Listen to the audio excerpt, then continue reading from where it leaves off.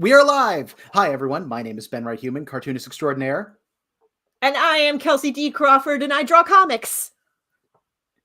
And we are here as part of the Global Comic Project in conjunction with the Columbus Cartoon Coalition. And we are here to talk about what are comics? What are comics? Yes. Are we going to get into it? Because, I would love to know more. Well, there are a lot of different ways we can approach this question. There are a lot of things we can ask. I thought one of the things we'd probably just start with is the definition of comics, like the actual written definition.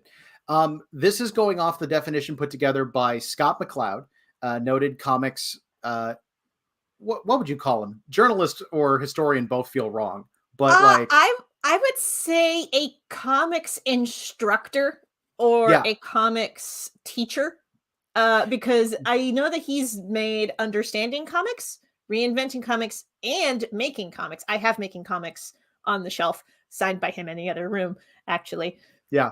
Highly recommend both getting those 3 books that were just mentioned and trying to meet Scott McCloud in person. He's a really nice guy. He really is. But if you can't see him in person, at least get, especially if you're new to making comics, get Making Comics. Yeah. At the very least. But the definition of comics comes from his first book in that series, Understanding Comics. Is that correct? That's correct. First chapter, actually, he breaks down and tries to figure out a way to define comics properly. Because he started with Will Eisner, another noted comics instructor and artist, who was the first person to coin the term sequential art.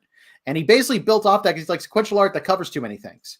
And the definition he came up with is juxtaposed pictorial and other images in deliberate sequence intended to convey information and or to produce an aesthetic response in the viewer. Now, here's the problem that I have with that, though. Okay. Is part of that definition implies that pictures have to be like in a sequence with each other. But then that leaves out artists like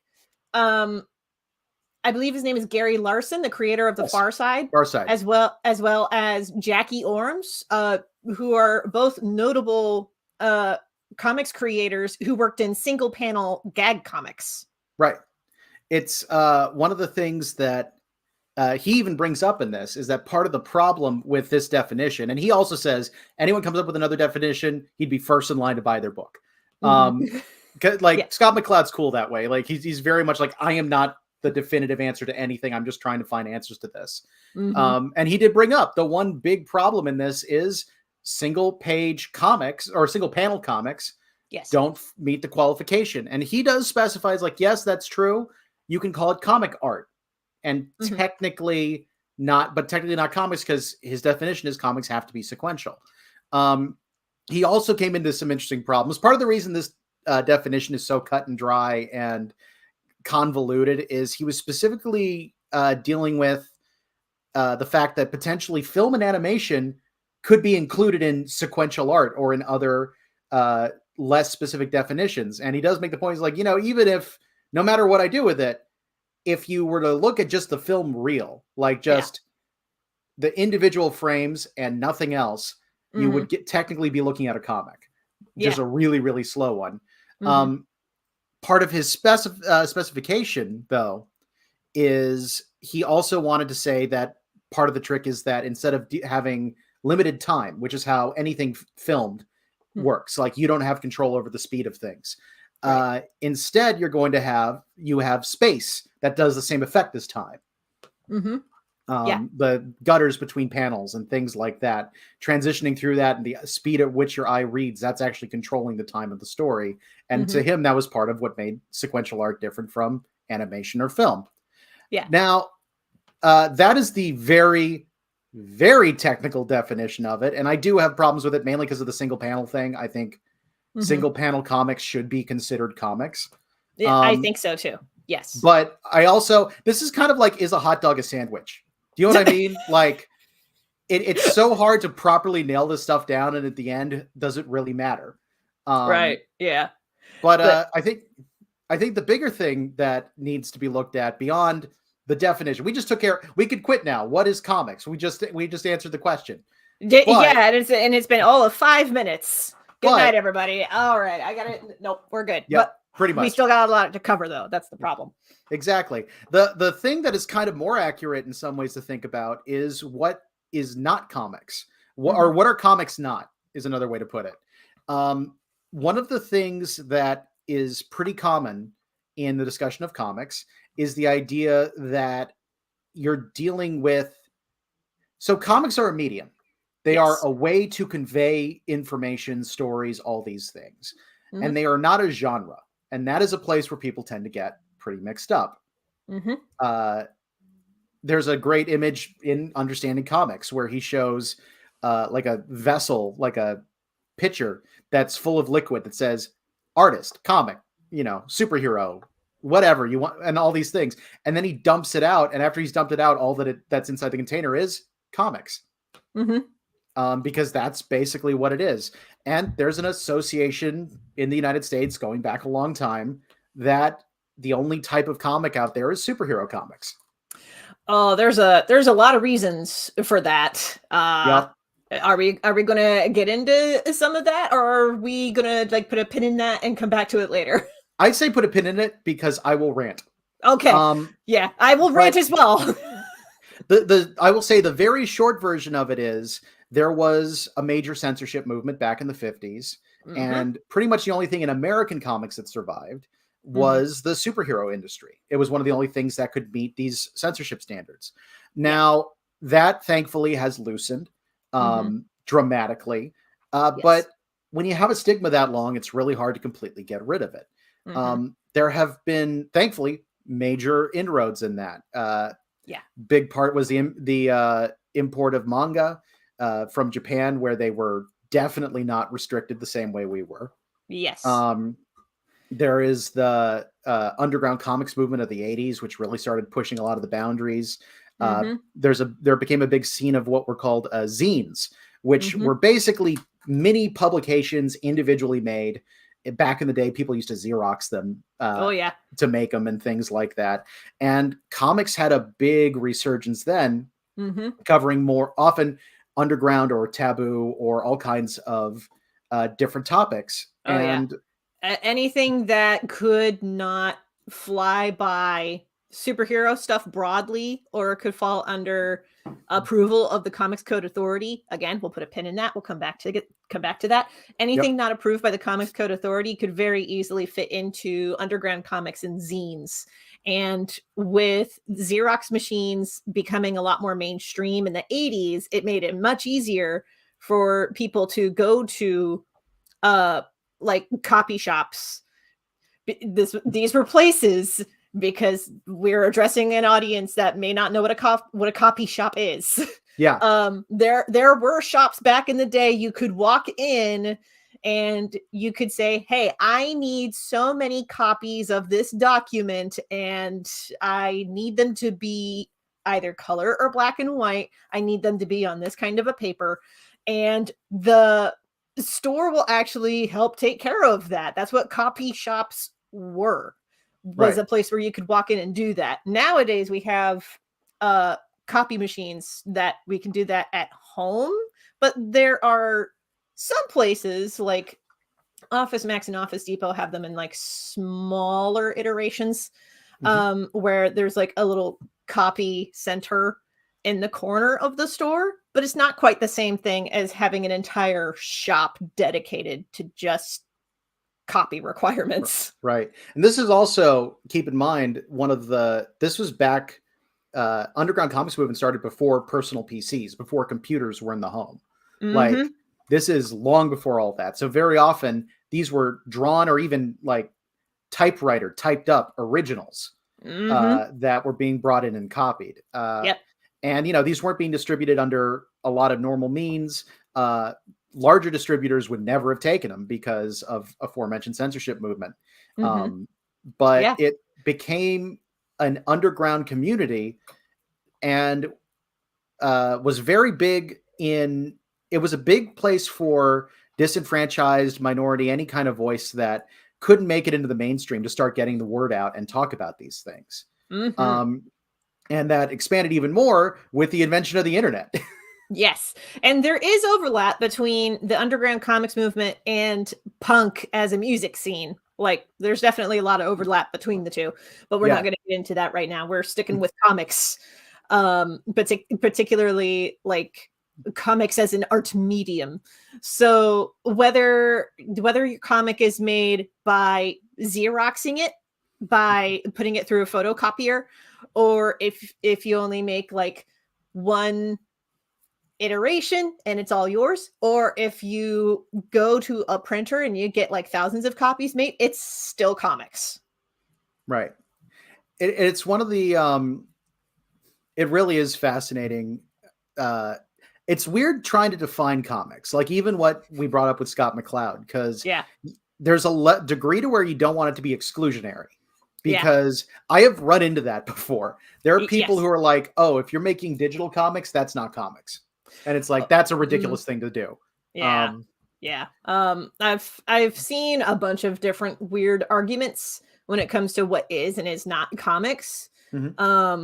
Some people have argued if there's like if there's an animation tucked in, that's not comics. If it's done in this particular medium, or with this particular art tool, it's not comics.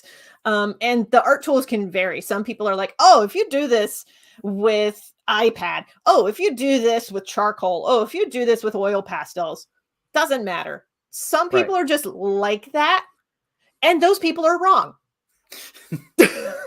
I respect them. It's okay if their opinions are different, even if those opinions are wrong. Yeah. And like, there's an example I always think of where there's a guy who I'm not going to say who it is, really respect them. They were in my class at the Center for Cartoon Studies. And I remember we were looking at, I want to say it was a comic adaptation of Pride and Prejudice, which was pretty terrible, to be fair. Like flipping through it, there were a lot of problems. But one thing I remember doing is I flipped to a panel, and you can kind of tell that it was a large crowd panel. And while the guy had re-inked it and recolored it, you can tell he copied and pasted the pencils for a few things, because like a couple people were obviously duplicated. And this guy basically ran in, stared at it, pointed at it, and yelled, "That's copy and pasted. That's not comics." And I'm like, I mean, it is comics. It's lazy comics, but it's comics. It's lazy comics, but it's still comics. Yeah. And I mean, I do a lot of digital. I copy paste sometimes. I try to hide it. I try not to abuse it, because that can look awful if you copy paste too much. Yeah. But well, it's the real trick. If you're going to copy paste, speaking as somebody who went from traditional to digital, if you're going to copy paste, do things that will like shift it so it doesn't look like a direct copy paste. It helps if there's a little bit of like an animation background going on as well. But doing things like, oh, turn this character's head so that they're looking in this direction now, or have this character hold this thing in the next panel. Small things like that. But that's getting into the nitpicky stuff, and I feel like we're going a little bit on a tangent. Absolutely. That's a good point. Let's get back on track. One of the things I mentioned, the internet briefly. Yes. It feels like the next major underground comics movement. There's probably some stuff in between, but between the zine scene of the 80s and modern day was the webcomic boom. Yes. Which was kind of when I really started getting into comics. This would have been, webcomics have been around since early in the internet's history. I want to say some of the earliest started in the mid 90s. That sounds about right. Yeah. I want to say, what was it? Sluggy Freelance might've started around then. That's one of the oldest that kept running. Oh, okay. I think. There might have been older than that, but that's I used to read a lot of comics and web comics in college, and that's one of the ones I was like, wow, this one's old. How is that possible? Oh, I still recall like Looking for Group and a few other ones that were around since it. Some of those were around since the early 2000s, probably sooner than that. But I'm sure that there were other comics that were out even earlier. Yeah, and that was an amazing thing, because all of a sudden there were so many people, very much like with the underground comic scene. You had all kinds of different art styles. You had all kinds of different subject matter. Like there was a lot of great fantasy comics I read. I know there were a lot of great LGBTQ comics that came out. Yes. And like there are all these people who had difficulty getting their voices heard, who all of a sudden not only had a medium, but a platform that allowed them to get their stuff out there. Yeah. I just realized that leads into another interesting point we might want to get into. Which is there any degree to which comics is a platform? As in a platform, like a publishing platform, or what are we talking? As a way to get your media out there. That just makes it a medium, I would say. Yeah, fair enough. Yeah. Hey, I gotta raise the question in order to get it answered. Yeah, exactly. But it is a way to tell a story. Like writing a novel is a way to tell a story. Like making a movie is a way to tell a story. Comics is just another way to tell a story. Right. It has its own perks because of the medium that it is, but it is still a way to tell a story. Why don't we get into that, actually? The perks of doing comics over other media. Ooh, I could get into this a little bit because I have done comics as well as written novels and short stories. And I've also worked with other authors who have done written novels and short stories. So I can at least speak to the differences between those mediums right there, and also a little bit about the difference between comics and animation, because I've been working with some animators as well. So what makes comics different from like novels is that with novels and short stories, the way that you use the written word is a way to tell the story. But with comics, you have to have the words and the images work simpatico, or like in tandem, like with each other. And this is something that actually Will Eisner illustrated in one of his how-to books, because Will Eisner also did a bunch of how to make comics books back in the day. Like he doodled a singular figure taking different poses, but in each pose the figure was saying "I'm sorry," but the figure would be striking poses like crossed arms, lean back, look away in disgust, or shoulder slouched, lean forward, gazing up, or hands on hips, looking straight forward. But when you combine one of those poses with the words "I'm sorry," it reads different, because the way that those words and that pose work together tells something. And that is what makes it comics.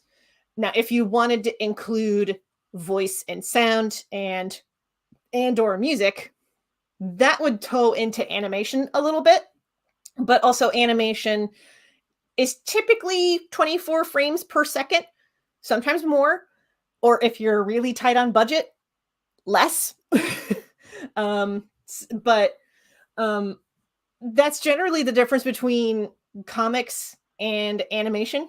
Animation is a lot more drawings per second. Comics is just one panel at a time. And there is something to be said about, you brought up the whole space-time interaction. With animation, there's only one way to interact with the story, and that is at the pace that the filmmakers put that film to. Right. Whereas with comics, you control how quickly or how slowly you read the story. One of the other, speaking of film, that's sort of the background I had before I really got into pursuing comics. I did screenwriting in college. I'd studied film editing and things like that. And one of the things that, first off, that helped. I was able to do much longer stories than a lot of my classmates at the Center for Cartoon Studies, at least, or I was able to do longer stories a little bit quicker because I was used to writing screenplays.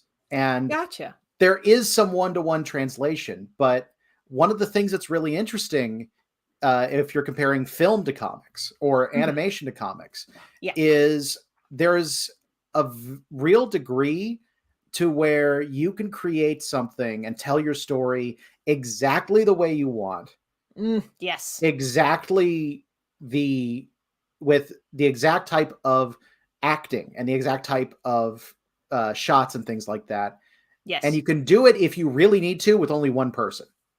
Yes. That is one of the things that drew me to comics initially, was that it was frustrating, like doing screenwriting and being like, well, if anyone ever makes this, and I did have a couple things get made, and I'm like, yeah, I've just made this and turned it over to somebody, and it's not going to be my vision. It's going to be a group vision. And I didn't like that when I was younger. I now like it way more. But what I loved about comics is, like, I've done 2 graphic novels that are entirely my writing, my art. I got it printed. I did everything about it. And that's doable. It's more doable today than it's ever been in human history to get your own work out there. Facts. Yes. And that was a big appeal to me in the medium. It's also interesting because there are certain things that are incredibly hard to do when you're dealing in any way with reality. Like, film has certain rules and conventions you have to follow. Most famous one people think of is the 180-degree rule. I can't believe I blanked at that for a second. For anyone who doesn't know, when you have 2 cuts in a movie, you almost never want to have like one person over here, and then you cut one person over here. Oh, wait, hold on. I think we can demonstrate this a little bit. So, like, I am talking with you, the person. Yes. Yeah. We are talking. We are talking with you, with each other, the person. Yeah. But then all of a sudden, there we go. If the cameras were flipped, if the camera flips beyond 180 degrees, like a full, then that becomes really disorienting. And it's hard to explain why it's disorienting. So see if you can find any footage that does it. Look for student films. Students screw this up all the time. That's how I saw it in school. But one of the things with comics is, while that's not a bad principle to follow, like, if you're going to change angles, it's not bad to pull out and do an establishing shot that shows both characters in space so you can set it up. You have more time. And you have a better ability to look at the entire space and understand the entire space. So the 180-degree rule is not a hard and fast rule. It's a guideline. Yes. And the other big thing that is kind of interesting is, it's really common for budgetary reasons to limit the number of different camera angles you have. Like, we just referenced, having one person facing and the other person facing. And you've seen cuts between these two in a conversation constantly. That's just how most film does it, because that's a really easy way to keep a conversation going. If you look at a really well put together comic, they'll have those shots. They'll have overhead shots. They'll have shots that are physically impossible because there'd be a set in the way. Like, there's all kinds of different ways you can change that up and make it more dynamic and more interesting, and keep people's eye flowing through to understand something. I'm trying to figure out if I have a visual reference for this, because eye flow is another cool thing about comics. The people who really know what they're doing, there will be subtle cues, lines going through panels and things like that will point your eye where you're supposed to go. You can actually direct the reader to look exactly where you want them to look. I'll be a little honest and a little self-pluggy. If you read my webcomic, thelegendofjamieroberts.com, I do this a lot. There is that. There's also something to be said about having the speech balloons do the same sort of thing. And I'm actually going to be talking about that in a how to letter comics in Clip Studio Paint workshop that I'm going to be running at the top of February. Nice. So yes, we can talk about that later. But yes, there are ways that you can direct the reader's eye to read the page as you are reading the page. You can have the speech balloons do it. You can have like characters look towards the next panel to really drive that home.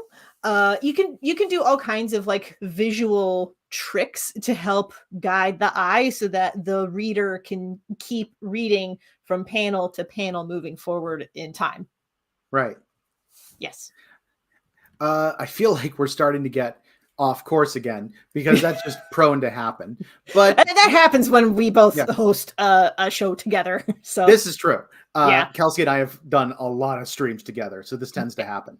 Yes, it does. But go for it. One thing I also wanted to dive into a little bit is the fact that it was briefly mentioned before, but there is sort of an image that people tend to have of comics. And when I say that, I don't just mean superheroes or anything like that, but specific art styles you tend to picture. There tends to be a picture. If you're into manga, there's a specific look to a lot of the manga that specifically gets exported to the United States. Fun fact, that's not all manga. There's a lot of stuff that does not get exported, looks completely different. Yes. The superhero style very often tends to tend toward realistic and things like that. Yeah. And one thing that was fascinating, especially with the webcomic movement, which is, I don't know if anyone calls it the second underground comics movement, but it kind of is. It kind of is. Yeah. One of the things that's fascinating about that is you have any art style. Like one of the most famous webcomics is XKCD, which is nothing but stick figures on graph paper. And it's fantastic. It's a great comic. It is. And it's one of those things that you often see with people just starting out who are afraid to get stuff out there. Their answer is, my art's not good enough. And it's like, if you can draw a stick figure, yes, it is. Yes. And XKCD is not the only one. There's also, I believe, The Amazing Cynical Man is another stick figure comic. There's a surprising number of stick figure comics. It's okay. Going as another example, there is a major, I feel like it's comics and a lot more technically, but a major comics project that many people may have heard of. It started as a thing called MS Paint Adventures, and it was the guy literally making a comic basically panel by panel, but having the audience say, like the readership say what was going to happen next. And he was just drawing like pretty craggly doodles in MS Paint. And over time that evolved into Homestuck. Yes. Which is one of the most, at one point, I don't know if this is still the case, it was the longest work in the English language ever written.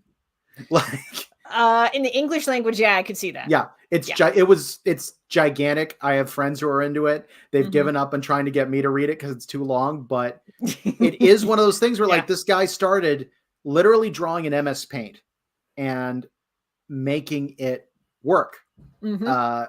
And getting his story through and getting people engaged in it and getting people interested in it. Yeah. So as another thing that comics are not a style. Yes. No, they are not a style. Like, it's interesting when you were talking about like how there's this like popular conception of comics having a particular style to them. One of the first thoughts that I had was every time that I go to Webtoon, all of the banner arts, to me, they almost all look the same with how the comics in the banners are all advertised. I'm just like, all of these figures kind of look the same. And I would call that kind of the Webtoons style of drawing comics, which really, from what I can tell, really emphasizes the whole like romantic comedy angle of things, which is fine. But there are other comics on Webtoon. It's just a little jarring that that's the style that Webtoon has decided to pump as the thing that is shown on the first page. Especially weird to me because it's not just that I have comics on there. It's that there's also comics like, I believe it's called Wizard Pancakes, which is very different. Not like what you would associate with Webtoons at all, but it is on Webtoons.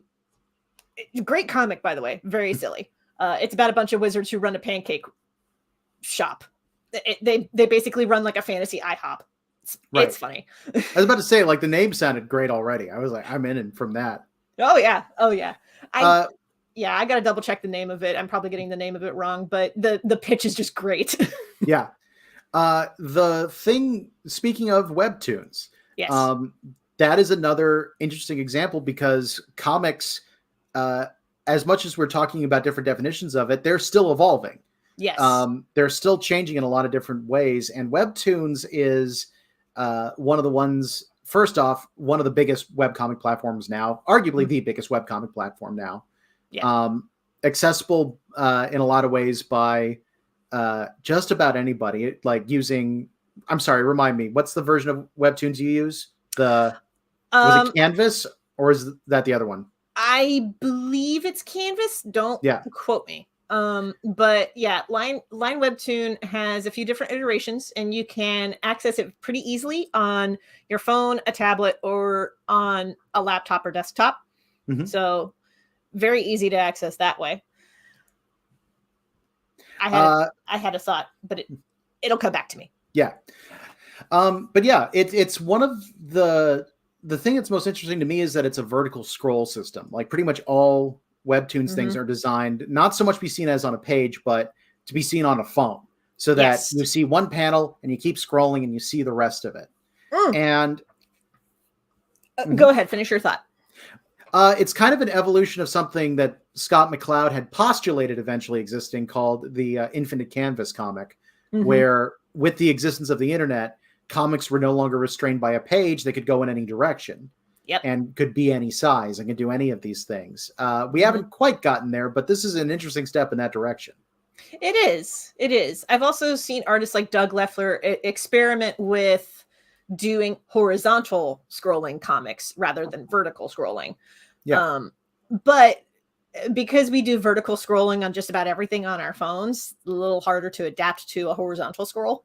But the thought that I remembered concerning Webtoon, because there have been some Webtoon comics that have made the transition from being a web comic to going into print. And we're not going to get into the technical bits about how to do that, because there are a lot of technical bits for how to do that.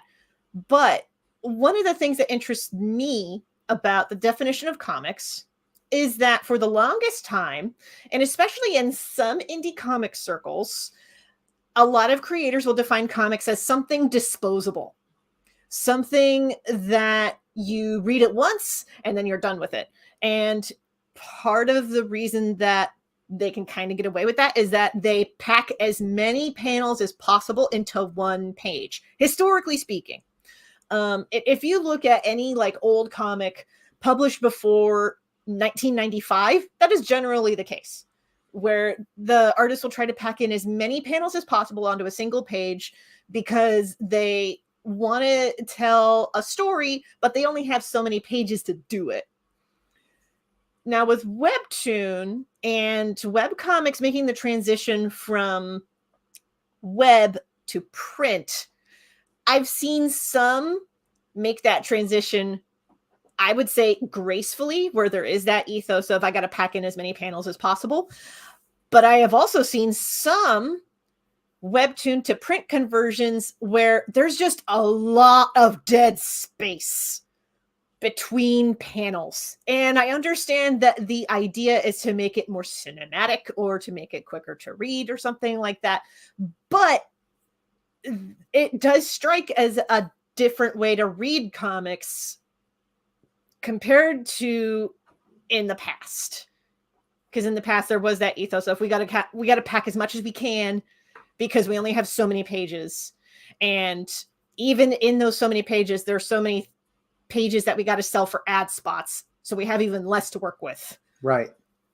So make as many panels as possible fit onto this page. And with Webtoons, there's not as much of a push for that. And I'm not going to say that that is a good thing or a bad thing. It is just a thing. Yeah. That I have noticed. Well, that's a thing that's true about a lot of the different platforms. Like Webtoons is the hot new thing. It's the one, I say new, it's been around a while, but it is currently what's in vogue for a lot of online comic stuff. And one of the things that's always interesting is I feel like there's very much the comics community, especially the indie comics community, has a tendency to become fractured in a lot of ways because people get used to one form of comics and have trouble adapting to any other form of comics. Like I mentioned the person before who yelled that a comic was not comics because it used copy and paste. Yeah. There was a big movement of you have to make things traditionally in order for it to be comics. You can't do anything you can't draw on a computer or on a tablet or any of these things for it to be comics. Yeah. You have to have your comics in book form. You can't have it online. That's not the same thing. That's not comics. And the truth is, all of these are comics. They're all valid. Yep. Like, just because it's not cutting edge, a book is perfectly valid. I prefer having my stuff in books, but yeah, it like there are certain things that are very nice about that format, but the constant scroll systems, the things designed for a phone, that kind of thing is just as valid as everything else and just as much part of the definition of comics as anything else. Yeah. I do have to ask, though, as somebody who listens to a lot of audiobooks and knowing that there are, I would call them audiobook adaptations of comics where it's like fully voice cast and there are sound effects and everything. Would you count that as comics or would that be like audiobooks? I would count that as audiobooks. It's an adaptation of a comic, which I think is completely valid. But it's the same as saying if you have a book that gets adapted into a movie, the movie's not a book. That's true. Yeah. Yeah. It's but yeah, and the other thing is everything you create feeds into everything else you create. I do some one of the things I do occasionally on my YouTube channel, youtube.com/@BWHcomics. But one of the things I do on there is I have shorts of illustrations I've done and time lapses of me drawing it that I just quickly edit together. And that's technically a film thing, but that comes from me doing comic or illustration work. I've adapted several of my comics into what I call comic live reads, where you helped with one of them. I did, yes. But you go, basically the camera is moving through the panels and we have people actually voiced reading out the text and things like that. And technically that's no longer a comic. Technically at that point, that's an animation. But at the same time, like, it evolved from my comic stuff and that attracts different people and that feeds into it. And it's one of the things where, as much as we want to label this stuff, it's also important to recognize that there is no art that's superior or inferior. It all feeds into each other. And there's also something to be said about, like, each form of art helping to feed into the other. Yeah. And if that's, I remember I've had this conversation with my dad before. I came from a writing background and always doodled for fun, but I never had like formal art training until I went to grad school. And one of the things that I've mentioned, because also I've done mostly digital, I've dabbled with traditional stuff and things like that. And I remember sometimes I'll mention when I'm back home with my family and I'll be like, yeah, I really want at some point need to take an oil painting class. Like that's been on my bucket list I want to do. My dad's always like, that's not going to help you with comics. You don't need to do that. And I'm like, it absolutely will help me with comics. Like, it will. Yeah. I'm not saying I'm going to oil paint a comic, but there's so many principles that go into learning how oil painting works that feed everything else. Yes. Also, if anyone's worried because their parents don't understand what you do, I'm 38 and my parents don't entirely understand what I do. So that's okay. That happens. Welcome to art. Yeah. And with how quickly, in particular, comics or any other form of like storytelling, how quickly things evolve and how quickly like getting that work out there, the publishing industry like evolves, like the framework that elders understand what is from their era and does not necessarily hold true for your era. Right. Yeah. Like, bless him. My grandpa, may he rest in peace. Like, I loved him to bits. I never bothered to try to explain how webcomics worked.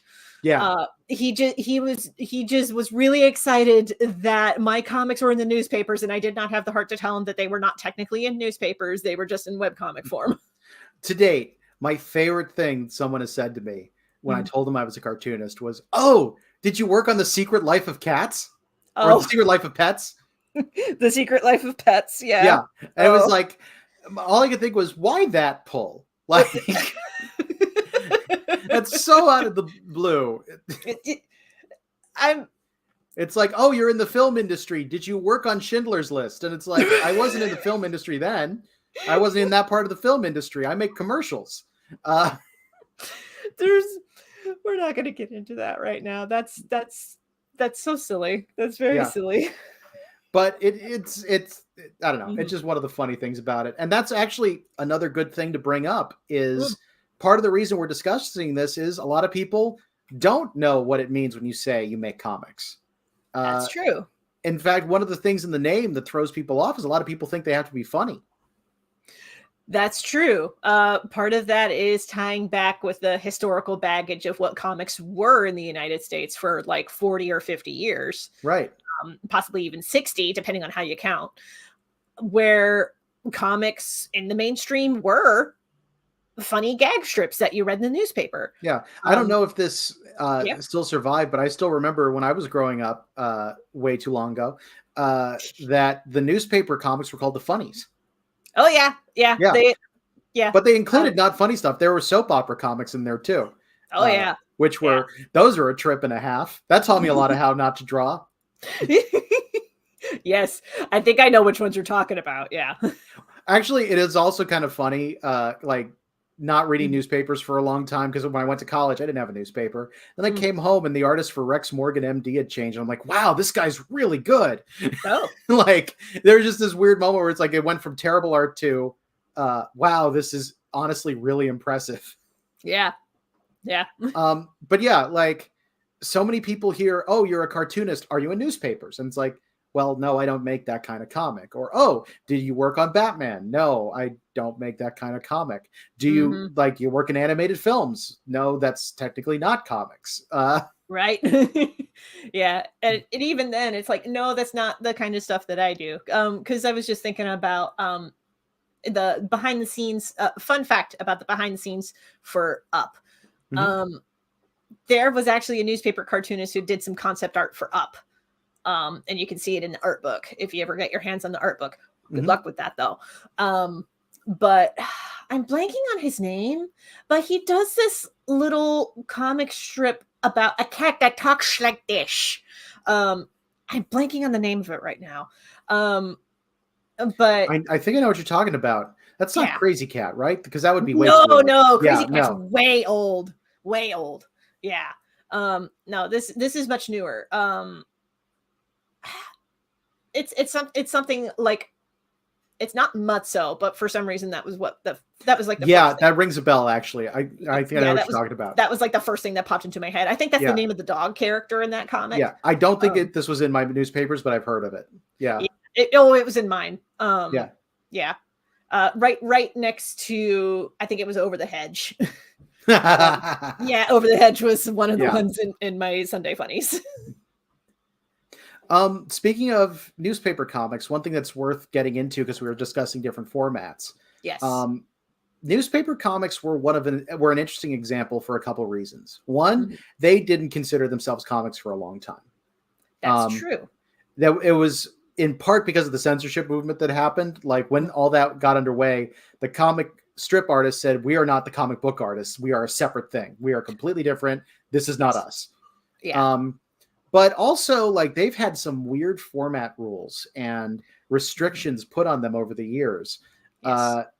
That it was very common that you could only have a certain number of panels, and they had to be all the same size, and you had to like keep to those formatting things because you're being put in multiple newspapers, and they may reorder you in different ways. People who grew up with Sunday comics may have seen this sometimes, where a comic would be laid out with two panels that don't actually tie into the main story, because in some newspapers they get dropped because they don't have as much space on the page. And then came a cartoonist named Bill Watterson who decided to mess with the papers. Yeah, when he made Calvin and Hobbes, and he was insistent to not have his comic panels broken up like this. Yeah, it took a while. Like early stuff, he stuck with the rules, but after a certain point, his comic had so much pull that he's like, I'm just not going to do this. I want to do a full, like, one panel Calvin and Hobbes strip, which I actually would argue is technically still comics regardless of definition, because they usually have multiple things happening within one panel. That's true. But it was set up in such a way that they couldn't reorganize it. So it's like, okay, you either give me all the space I need and other comics will have to be cut shorter, or you don't have Calvin and Hobbes in the paper. Yeah. And it worked. It did. It worked. I'm still thinking. I'm thinking of the one full color Calvin and Hobbes Sunday page where Calvin is Biff the Spaceman. It's obviously Daydream because there's a T-Rex stomping through a city, and Biff the Spaceman is in his little little spaceship zipping through the air, firing off at the T-Rex. And then there's like a smaller panel. Because this was like a full page thing. And then there was a much smaller panel where it shows that, he's just daydreaming, and there's Hobbes, his tiger friend, and they're just having fun. It's Sunday. Yeah. It really was kind of an amazing moment. He's also an interesting example of being very strict about what you can do with your comics. He really did not want Calvin and Hobbes to have any excessive merchandising. And there are so many people who are like, I really wish we could have gotten, maybe even like a Peanuts style cartoon of Calvin and Hobbes, or, official Calvin and Hobbes plushies and stuff like that. And he was a very hard line. No, this is a comic. It stays a comic. That's it. Yeah. Fair to him. Like it's his work. Yeah, it is. But that's also something to be said about, and that, however, is towing into how comic artists make their money. Yeah. Which not sure that's what we're here to discuss. Wait, we get paid? That's the problem. That's the problem, is that especially with like the Sunday newspapers, part of the reason that Garfield is so successful is because Garfield merchandises to death. Yeah. And that is how Garfield makes all of their money. It's not through the Sunday funnies. The Sunday funnies are just an outlet at this point. We talked about cut and paste. Look at Garfield now. It's really funny. I believe it. It almost feels automated at this point. Full respect. Like, if you could make that money, make that money. But yeah, well, it is kind of funny to see. It's also, Jim Davis doesn't draw a lot of those comics anymore. He has assistants do it for him. One thing I did want to get into, especially since we're starting to get later into the stream. Yes. This is peripherally related to a lot of this. Okay. But one thing I think it's probably a good idea to bring up is, if you're interested in comics, what resources can you look into? Should you look at? There's where so can many. you find out more? Yeah, there are so many. There's many. I have running links and docs, and I'm still finding more. Yeah. I would say, as a starting point, we mentioned Scott McCloud at the beginning of this. Understanding comics, reinventing comics, and making comics, I personally consider essential reading if you're interested in comics. Doesn't matter in what capacity you're interested in them. They are absolutely fascinating. And if the thought of getting basically textbooks scares you, they're in comic format. They are. They are actually comic panels where he's demonstrating things and explaining things. It's honestly, they're pretty breezy reads, even though they contain some really dense information. Yes. I do particularly recommend Understanding Comics for everybody. If you're interested in the actual art of building a comic, making comics is incredible. Yes. If you want to go a step beyond those, like if you've read those and you're like, oh, those are great, what's next? Will Eisner's tutorial books are a bit meatier, but they also have a lot of really good information in them. So I would still highly recommend those. Yeah. Eisner was sort of the father of a lot of this stuff. He was. He was the first person to really come at comics, American comics anyway, from an academic perspective. Yes. And it's one of the things that Scott McCloud acknowledges, is that he's on the shoulders of giants working on this. It's basically the next step of what Will Eisner talks about. Book to look out for, I believe Comics and Sequential Art was his first one. That would be a good starting point. Yes, I would say so. But yeah, beyond books, although there are some others that honestly, just to throw out a couple others that are useful, if you want to, there's a very interesting one that's also written all in comics form called Perspective for the Comic Artist by David Chelsea. Yes, I'm familiar with it, but I have not read it yet. It's one of those, it's kind of weird. Like, first off, you'll learn a lot of really useful things about perspective, but the most useful thing is the back chapter where he says, forget everything I taught you, here are the cheats. But also, brilliant. Like, if you didn't come from an art background, some of the stuff's really useful to understand, at least the principles of. Yes. If you're interested in writing, there are a ton of people who did interesting stuff on writing, but Alan Moore is the one who's written sort of arguably the definitive book on scripting comics, and is definitely worth a look. Yes. There was one when I first started making comics. There was one, I'm blanking on his name, but he did a number of tutorial books through DC Comics, actually. Yeah. So a lot of his examples are pulled from Batman and Superman, but still, the DC How to Make Comics books were some of the first books that I read for how to make comics. I still recommend those. Those are very good. Yeah.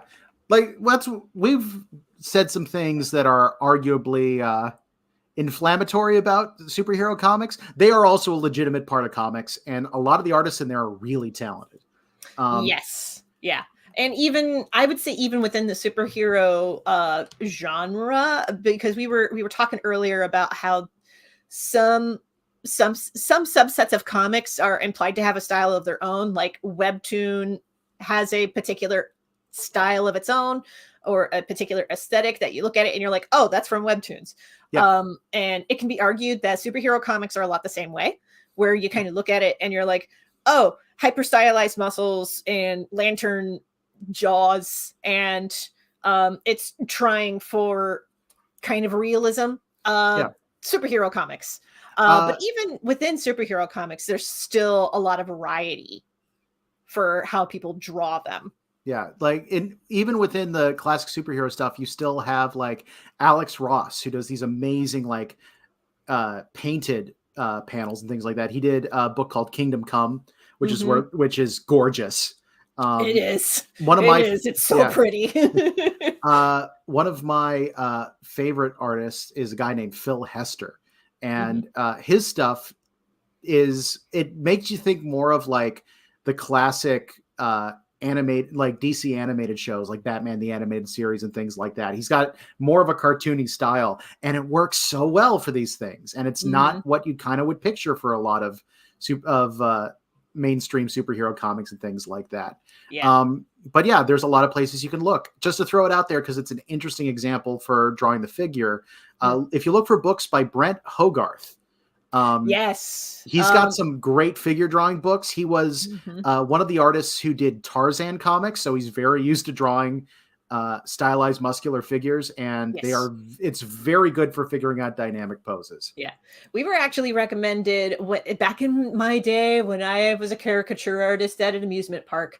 Hogarth was actually one of the artists that we were asked to study during our time off to get better at drawing caricatures, because sometimes it helps to know how to draw muscles realistically before you stylize them to make somebody look like they're Tarzan swinging through the trees.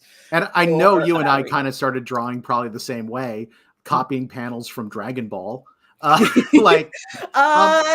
Somewhat, yes. Although for me, it was taking screen caps from Cyborg 009, Dragon Ball Z, Yu Yu Hakusho, and Rurouni Kenshin, and drawing from those was how I learned how to draw.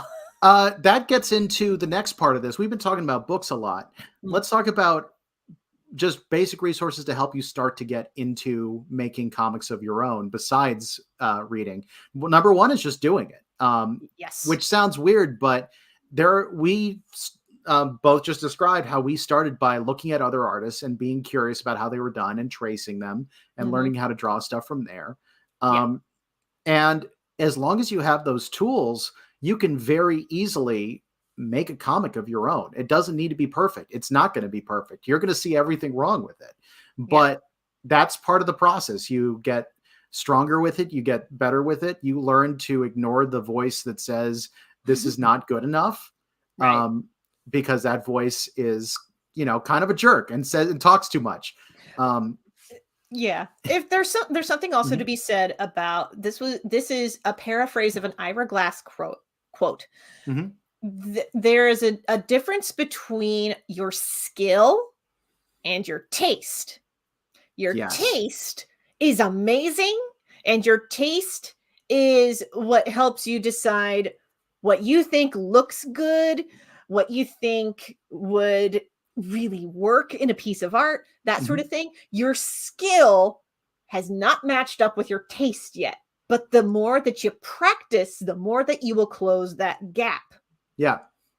And there's also one of the other major elements that I always think is important to acknowledge is that part of the reason that very often artists are hard on their own work is you are more intimately familiar with every detail of it than anyone else is ever going to be.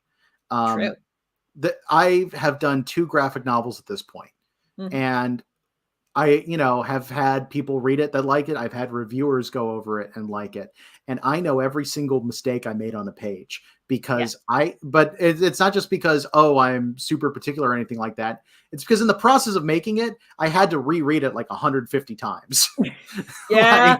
It doesn't matter if it's the best book in the world or the best comic in the world. If you have to read it 150 times in like a year, you're going to know everything wrong with it. You're gonna spot the thing, and it's always going to stand out to you more and more, and that's just part of life. It's part of being a creator. Well, it is. That said, whenever you're showing it off and somebody genuinely gives you a compliment, accept the compliment. Please accept the compliment. Roll around in that compliment a little. Bit. It's also like there is also something to be said about. And this is something that I like to hold true for myself, and this is something I picked up from Dragon Ball Z. Anybody who knows me well, check off on the live stream bingo card that I mentioned Dragon Ball Z. Yep. Because a lot of that show is growing through practice and struggle. And like Goku's goal is always to be better than he was yesterday. And that is very much how I operate as an artist is I want to be better than I was yesterday. Yeah, absolutely. And yes. And like, I can look at my stuff today and be like, oh man, this is looking really good. But I know that tomorrow I'm going to find some new technique or some new like art trick that's going to make it even better. I actually just had this happen with The Legend of Jamie Roberts where I was doing like coloring on it. And then I tried a new thing and I went, oh, I love this. I love how this turned out.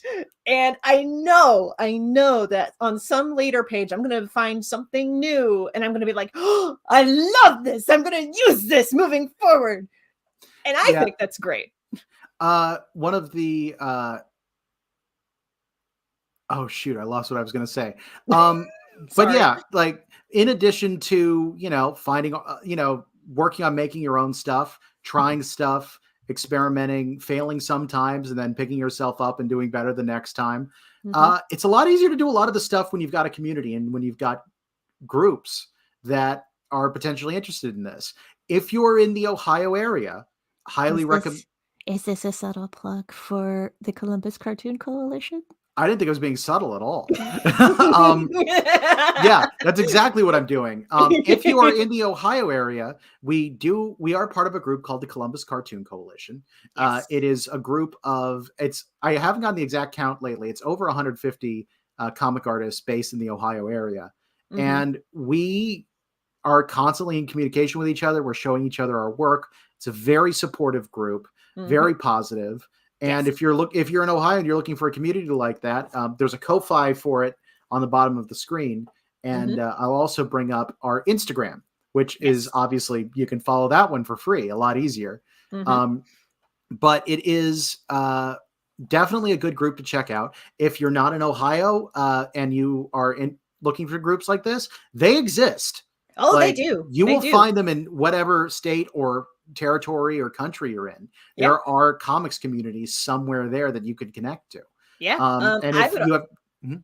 I was about to say, I would like to plug that I'm also a member of the Heat Sink Comics Collective, which is primarily on the East Coast. A lot of folks from New York, Georgia, Florida, the Carolinas, Jersey, etc. There's a big Washington, D.C. contingent that's a part of the group. But Heat Sink Comics Collective, if you're on the East Coast or even in the Midwest, there is something for you with that group as well. I would recommend them. If you're on the West Coast, there are other groups out there for you. I don't recall their names off the top of my head, but there are groups out there for you. And also, if you're in Phoenix, Arizona, check out Wasted Ink Zine Distro. They got resources for you. I will also throw out there, in addition to informal groups and things like that, especially since a lot of the Global Comic Project is directed toward younger people, like have your parents look at summer programs and stuff like that. That's how I first learned how to do a lot of more serious comic art beyond just copying other people's pages. There was a place in Richmond, Virginia called the Visual Arts Center. Took classes with a cartoonist named Kirk O'Brien, and like he taught me some of the stuff that led to me doing what I'm doing now. And it's great when you can find programs like that. And there are a lot of cartoonists who would love to get paid to show you how to do stuff. And I know there are programs like that in Ohio, where Kelci and I are currently based. There are things like that all over. You can find them online. If you have any questions, you can always reach out to us. We're always happy to try and help more cartoonists be the best cartoonists they can be. If you are more advanced than that, maybe you're in college or post-college, there are starting to be undergrad and graduate programs in sequential art, in comics. I'm a graduate of the Center for Cartoon Studies, which is a program specifically for this in Vermont, and it's great. There's the Savannah College of Art and Design is another big one. I was just about to mention them because that was actually one place I was looking at to possibly do grad school if I wanted to go that route. I have a friend who went to grad school there, and she had a good time when she was there. I will say that I think you in particular might really benefit from that, because the one thing that, this is hearsay, talk between schools, things like that. There's always a little bit of this stuff. But one of the things I've heard from a few people is that the one tricky thing about SCAD is they teach you, great art stuff, how to make pages and things like that. And they're not that great at necessarily teaching how to make your own story from scratch. But you already know how to do that. I do. So I make too many. And like, it was interesting at Center for Cartoon Studies, because one of the things that's strange about them is they don't teach a house style. They don't say, this is how you draw. They say, this is how you're drawing. Here's how we can help you make that into a comic. Interesting. Which I personally, I'm happy with my choice. I actually got into both programs, and I think I made the right call for me. But there you go. Is interesting that, each of these programs does different stuff. There's also one in California the name's escaping me. I know the one in Florida. There's one that's in Florida called the Sequential Art Workshop. I have heard very good things about them. But if you are broke, there are two resources that come to mind that I highly recommend. One is go to your local library and talk to the librarians there. Yes. A lot of librarians love comics. Lots of librarians love comics, and if there's a real interest in the community, they will be happy to organize comics-related events. I know Pickerington, which is a Columbus suburb, had the Pickerington Comic Arts Fest. Toledo has the Toledo Comic Arts Fest. I'm pretty sure that there are other comic arts fests that are hosted in other cities and other towns. I think if there's a city, there's going to be one. Like, I'm sure. Town might be a crapshoot, but it will definitely be in cities. Just to also throw it out there, because I did mention that there are undergrad programs. The main one I know of, and I know there are more, but this is just the local one, so I know it, is the Columbus College of Art and Design has a bachelor's in sequential art. There you go. So there are resources for this if that's something you are interested in pursuing. But if you are too broke for college and you need resources for drawing comics, Well, actually, there's more than one. First of all, you can subscribe to this YouTube channel. It's a little self plug there. For another thing, you could also subscribe to my channel. But I would also recommend Winged Canvas, which is also on YouTube. Winged Canvas does different art tutorials. Like each video is different. I love their video about different color palettes. I refer to that one a lot, but they also have different streams about like, here's a workshop on how to draw rats. Here's a workshop on how to draw a figure with foreshortening. Here's a workshop on how to paint digital backgrounds and stuff like that. And you can watch all of these on YouTube for free. Yeah. It is great. Highly recommend Winged Canvas. Yeah. One of the other things that I do want to touch base on again is the idea of just going out and doing it. I learned a lot about digital art by just downloading Photoshop. And there was a tutorial that I came across online. It was what was the comic? I think it was called RPG World. I don't think it's up anymore. Okay. But that cartoonist actually posted their entire digital process once. And I found that and I went through it and I started doing things that way. I later learned some of it's not the easiest way to do things, but it worked. Yeah. There's a quote by the YouTuber Z Frank, if anyone knows him. I know him because I don't have it in front of me. But he had this thing where he said, is like, your pencils don't need to be sharpened anymore. Even the dull ones will leave a mark. Like you will get better as you do this. Just keep doing it. And if you don't start making comics, it's hard. You never will. You just need to do it. Yeah. The only way to get better at drawing comics is to draw comics. Yeah. Even if they're like, because I'm pretty sure I drew my first comic when I was like 8-ish. Yeah, that was when I drew my first comic. Have not stopped since then. You just get better with practice. I remember my first meta comic. It's honestly my favorite kind of quote when it comes to creativity actually comes from Hank Green. And this was just a throwaway comment that he made regarding how he draws what he calls Hanklerfish, which are just anglerfish drawn by Hank. We all got something like that. We just doodle. Oh yeah.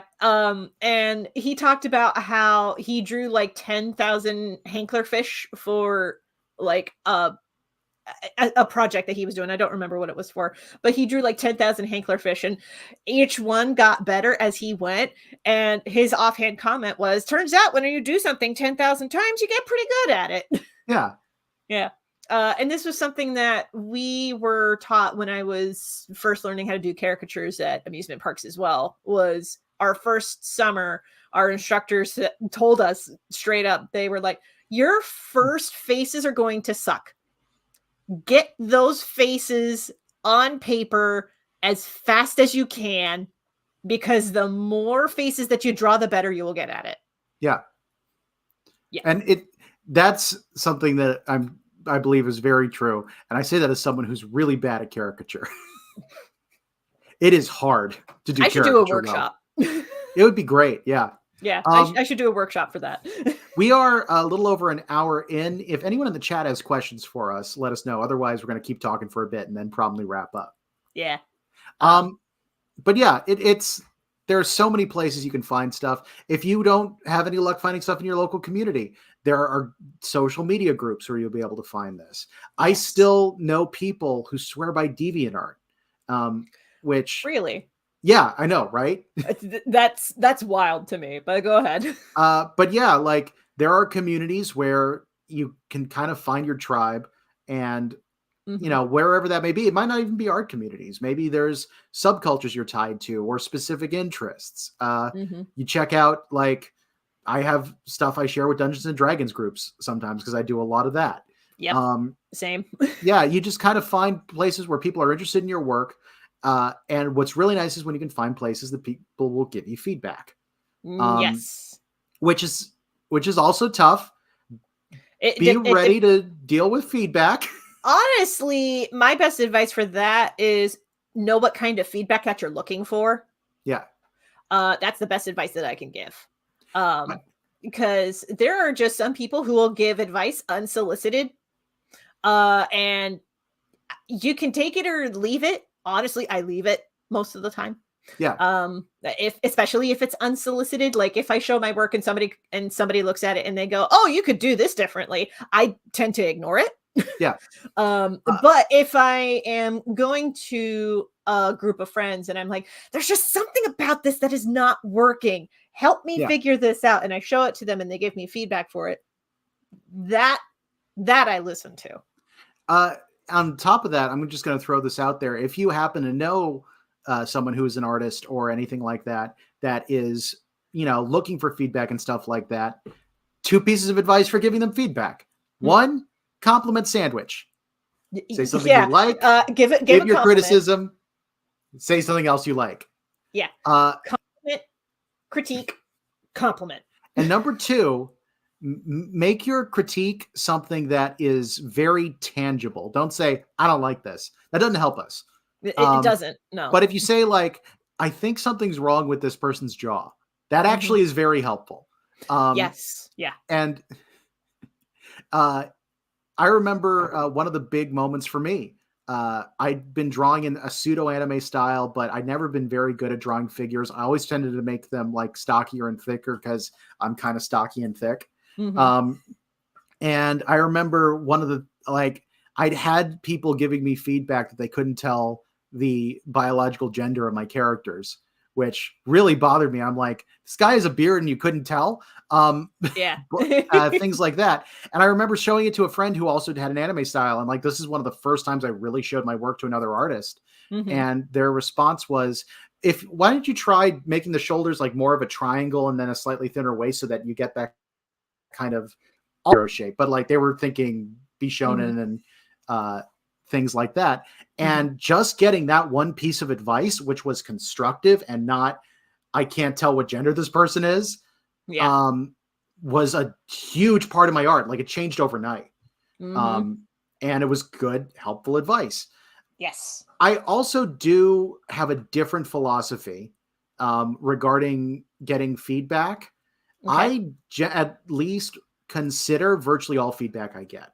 I may eventually decide that's not the direction I want to go in, but I kind of view all feedback on some level as useful, even if I decide not to follow it. Gotcha. And also sometimes if someone really doesn't like something, it's important to see who doesn't like it. Because if they're not your target audience, maybe that's okay. Honestly, I have a very Mel Brooks ethos when it comes to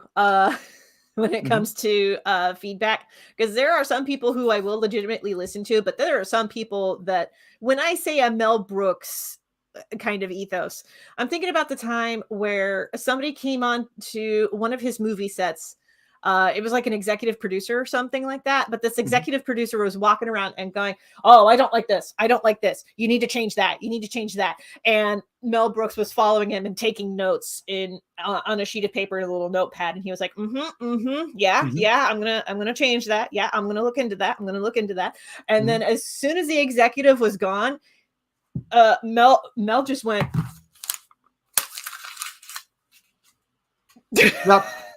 Yep. That's also completely valid. But yeah, it's one of those things that I don't know. It's tough not to take a lot of critiques personally. It just is part of the game. And a lot of times they're meant to be personal, but sometimes you can learn something even from those. And other times the person's just a jerk. Well, here's the other thing. You and your art are 2 separate things. Yes. And I know that there's something to be said about like, oh, art is an extension of you and blah, blah, blah. But like, once the art is out of your system and it's put into it, like on paper or on screen or however it is that you choose to express it, once it's out of your system, it's a piece of art. It is not necessarily a reflection of you anymore. It is just something that exists outside of you. Yeah. So whenever somebody makes a comment about it that maybe it doesn't resonate with you, it's not an attack on you. It's not a commentary about you, the person. They are commenting about the art. and those are two separate things.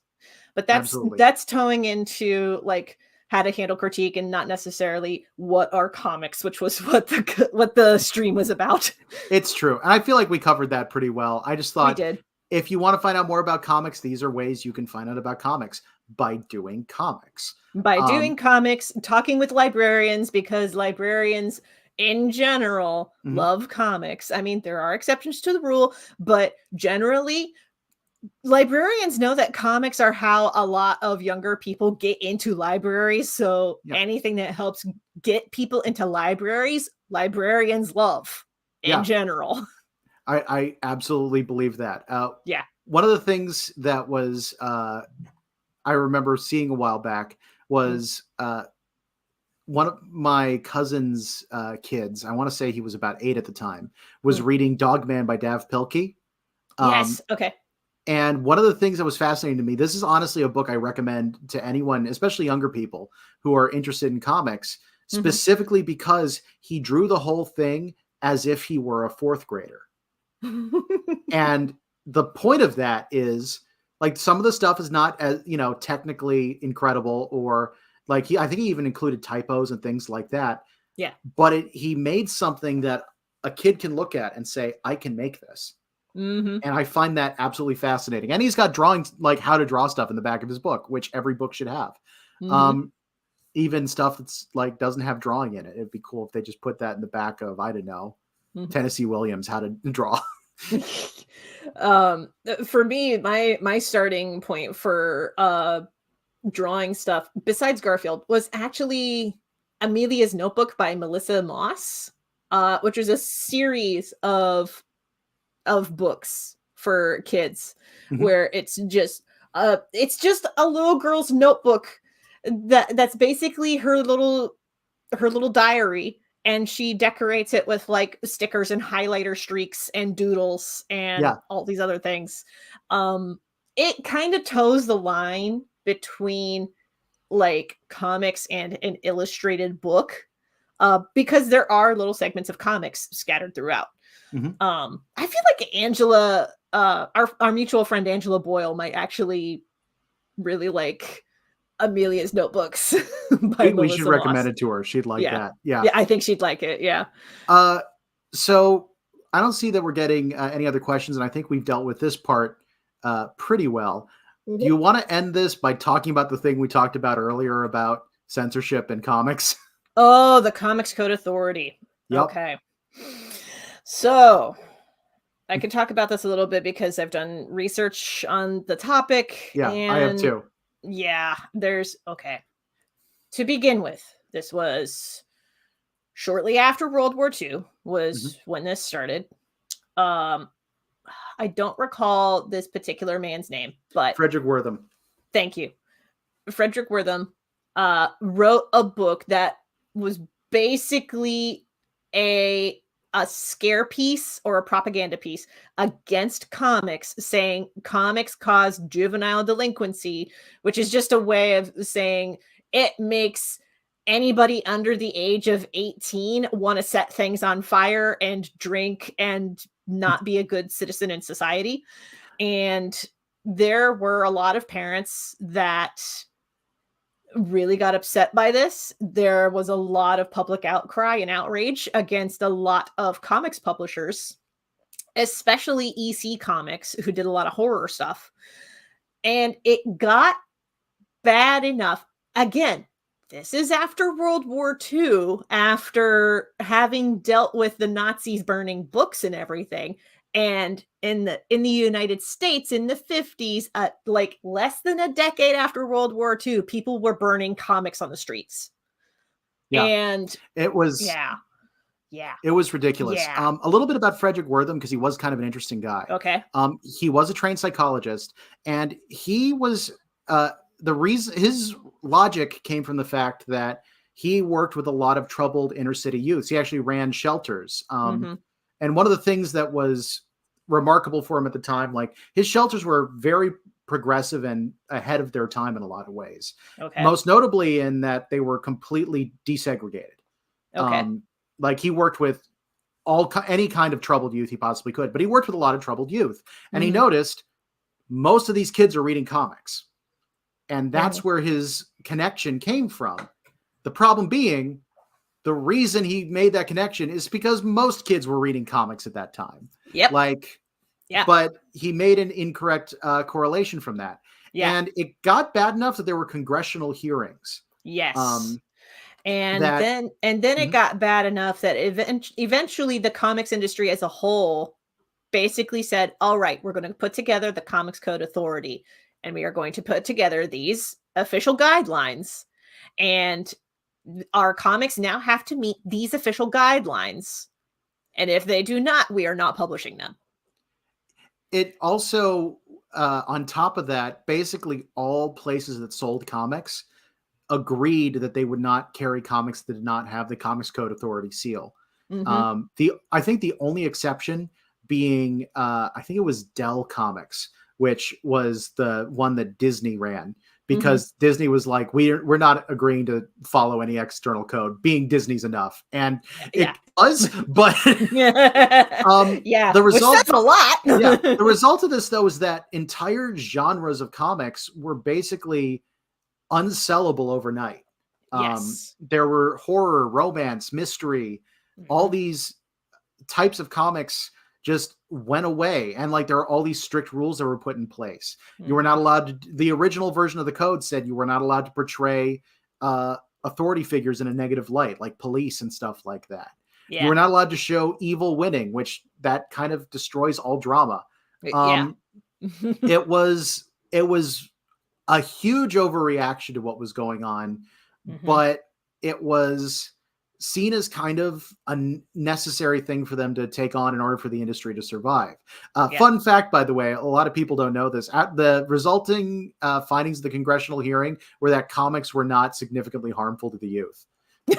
Of course. But at that point, it was too late, because the hearings were being televised. Like, people saw this, and at that point, the court of public opinion hit them. The Comics Code Authority had a major effect on comics for decades. Yes. Here's a fun fact. You know what the very last comic to have the Comics Code seal of approval on it was? Archie, I think. It was by Archie Comics. Do you know which one? Or do you know the actual series and what year it was? I know the year was fairly recent, but I don't remember which particular title of theirs it was. It was a Sonic the Hedgehog comic. Oh, okay. And it was 2014. Dang.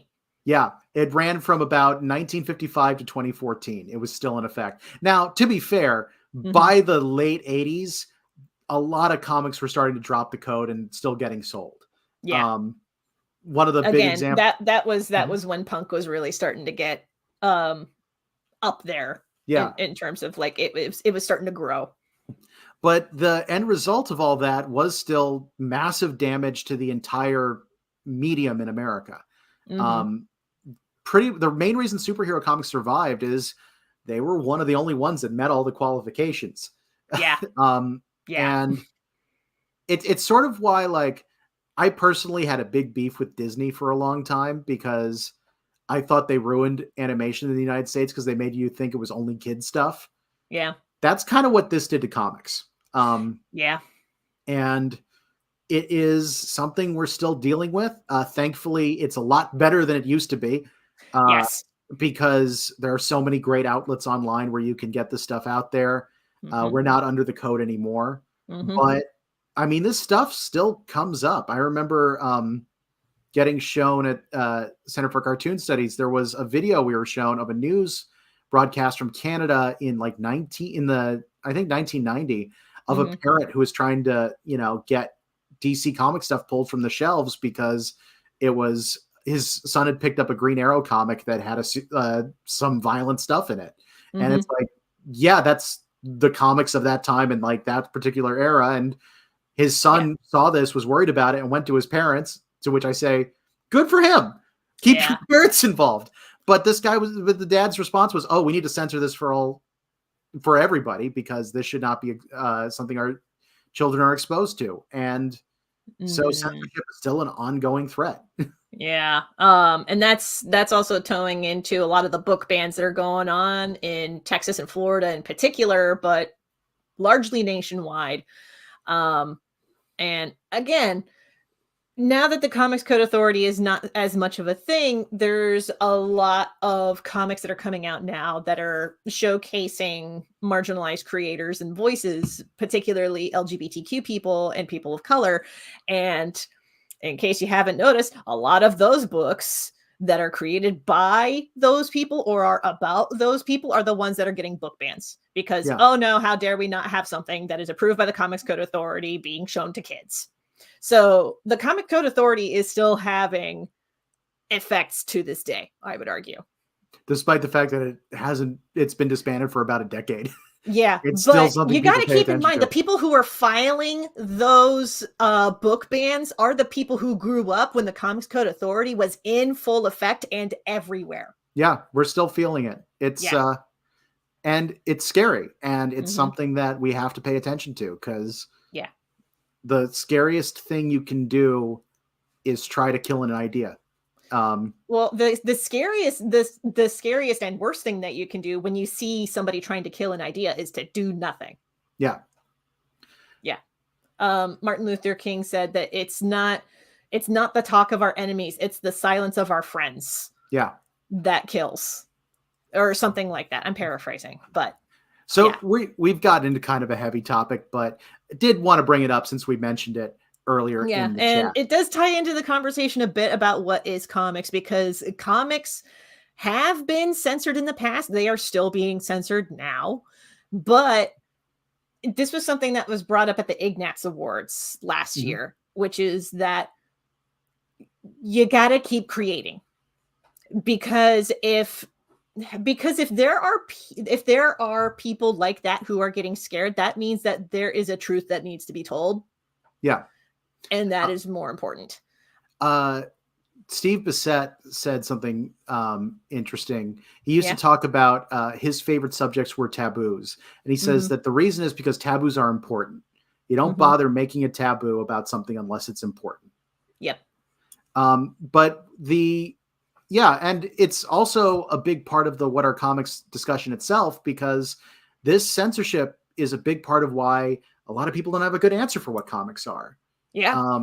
And it's something to pay attention to and understand and study so that you can potentially work past it. Yes. It was, but yeah.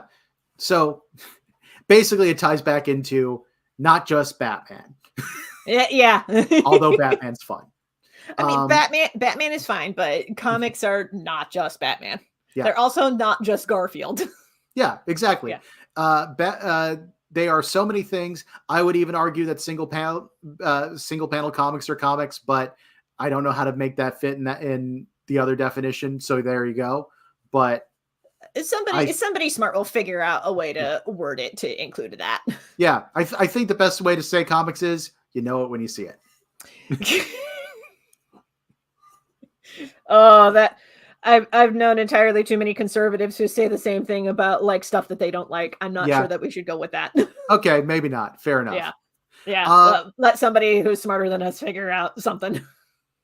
That's a long list. Anyway, I think that's probably a good place for us to start wrapping it up. I think so. Yeah. Kelci, where can people find you on the internet? Oh, you can find just about everything I do at kelcidcrawford.com. You can also find me on YouTube at Kelci D Comics. And that's also my handle on Instagram and TikTok is Kelci D Comics. It's spelled like Kelci D Crawford, but replace Crawford with comics. That's how you can find me on YouTube, Instagram, and TikTok. And you can find my work over at bwhcomics.com. I'm also at BWH Comics on Patreon, Instagram, Twitch, and YouTube. You can find my webcomic Cospain, a comic about cosplay and convention craziness, over at cospaigncomic.com. And also, we should plug the people who brought us here. This is all part of the Global Comic Project that's being run through Hilliard. You can get more information for that at the link at the bottom. There's also the link in the description if you want something you can actually click. You can also find the Columbus Cartoon Coalition at ko-fi.com/ Columbus Cartoon Coalition going across the screen right now. You can also find their Instagram over at instagram.com/c3.ohio. And before anybody scoots, be sure to subscribe, because we are doing these kinds of workshop and talking streams every other Wednesday. So be sure to subscribe and do the YouTube stuff to stay tuned for the next stream. That's right. Okay, I think that is a good place to wrap it up. Thank you very much for joining us for this. And until next time, rock on, guys, and never stop drawing. Thank you so much for watching. You are awesome.